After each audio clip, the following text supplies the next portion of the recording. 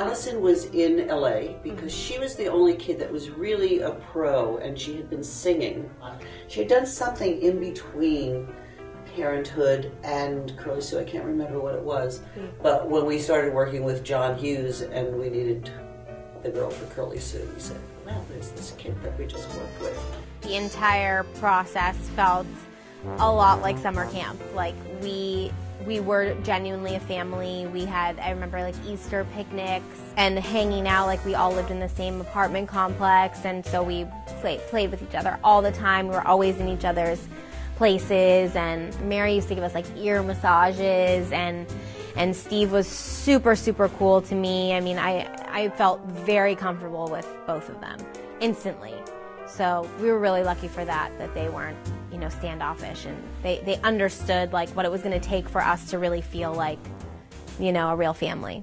I don't think there was ever a time in my life where I wasn't like acting out something, or I thought I was like Hope from Days of Our Lives, like, and Bo was my boyfriend, like when I was like 2.5. My dad is a singer-songwriter. My mom was on Broadway, and there was a Vlasic pickle commercial on TV, and I wanted to be the girl in it. And then I went to New York and I booked like 40 national commercials within like a 2-year period.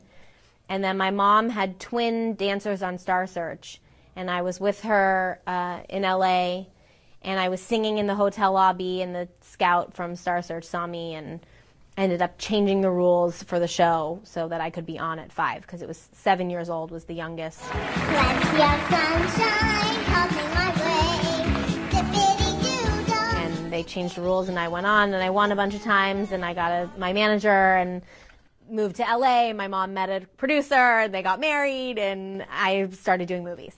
So it was kind of a very fast progression. My whole career kind of went from 5 to 13, and that was like, so when you really think about it, I was ready for like the big role by the time I was 10, 11, and then I was kind of done. You know what I mean? So I think in the course of my real career as an actress, mainly just an actress, I think that I was ready to take on something like that. And I think Curly Sue was like the perfect outlet for me at the time, because she was kind of like a vaudevillian character. You know, I don't know. I just felt like I was able to kind of be shticky and do me. So that was cool. You know, you don't often get to do that when you're so young. And I was definitely ready for that at that time. You know, I slowly moved up the ladder until I was at the ripe old age of 11, you know. I always sang. It's always been the one thing that's come really naturally to me has been to sing.